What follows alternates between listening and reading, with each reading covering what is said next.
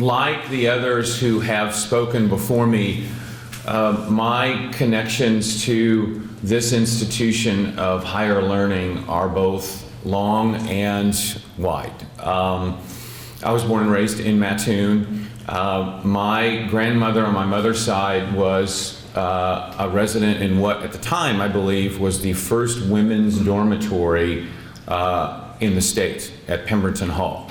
My dad attended here. I graduated from here, and I have a son who goes here. Every day in the grocery store, at church, when I'm out for a run, whatever I might be doing, I encounter people who either go to school here, have gone to school here, work here, or are somehow affiliated with this great institution. I want to come back to that in a moment, and I want to talk just briefly about what is happening in Springfield.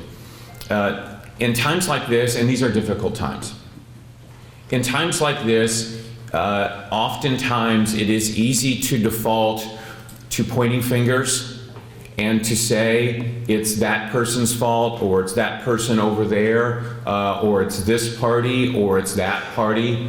And I think that we should do our best to stay away from that. And this is why. The situation in which we find ourselves here at Eastern Illinois University was not made in the last several weeks or in the last year or the last year and a half. It's been brewing for almost a generation. It's been brewing in the form of a steady but steep enrollment decline here at Eastern.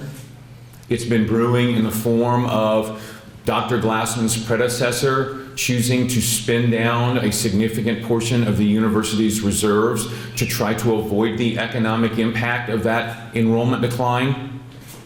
And it's been brewing in the form of what's been going on in Springfield for almost 20 years. The year in, year out, spending more money every year than the taxpayers could afford to Springfield. And again, the point in raising this and talking about this a little bit is not to point fingers, because those things have happened. ED, past tense, they're over. It is to demonstrate why there is such a remarkable lack of flexibility both here at Eastern and in Springfield to deal with this situation. In any other year that certainly I've been in office, and in years before that, the answer simply would have been what? It would have been to file an appropriations bill and say, okay, there you go, and then walk away from it. And if it was paid for, well, that was great. But if it wasn't paid for, you know, we'll get through. Those days are no longer.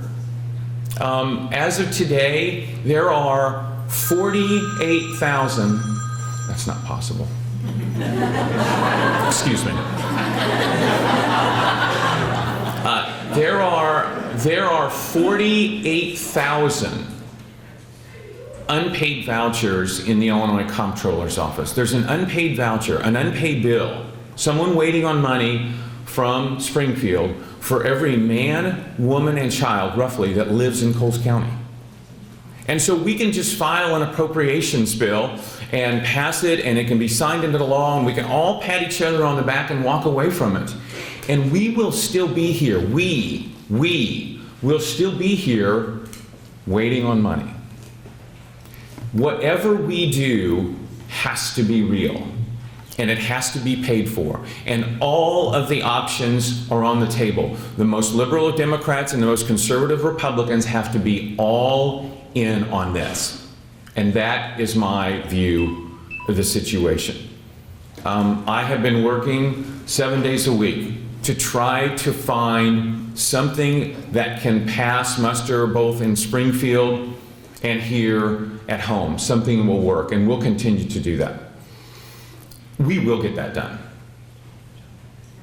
We will get that done. And here's why. Here's why, is because, you know, there are nine state universities in Illinois, and each of them, I'm sure, has their own unique characteristics, and each of them, I'm sure, is special in its own way, but none of those are Eastern Illinois University. It is an extraordinary blessing to have an institution of higher learning so close to us. Not just because of the economic activity that it drives, and we've heard some talk about that here today, and that's important. And I'm a Republican, so we're supposed to believe in economic activity and growth and all those things, and I do. But that's not what I'm talking about here very quickly. What I'm talking about here isn't the buildings, and I'm not talking about the buying power and things like that. I'm talking about the people. I'm talking about two groups of people.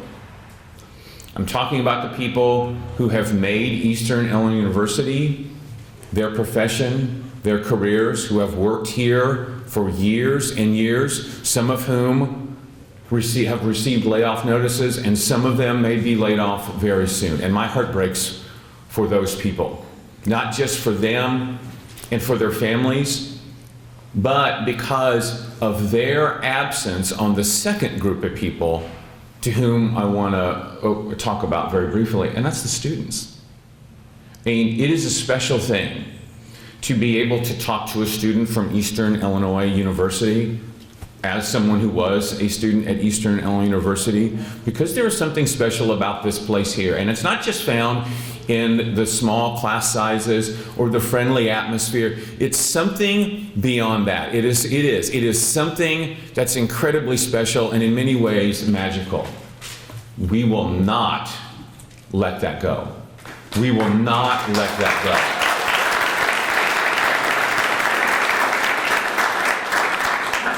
My last thing, and I know I'm over my 5 minutes, but that's the virtue of going last, is to thank all of you. To thank each and every one of you, even those that I've had conversations with have been less than pleasant about what's going on in Springfield because we disagree. Even regardless of who you are, thank you for being here and supporting this effort. As this goes on, and it will go on for at least some time longer, keep doing this and keep adding to your numbers. Because in the end, just like the people here at Eastern and the students are the magic of Eastern University, the solution won't be found in leaving Springfield to its own devices, but you speaking out more and more and more every day.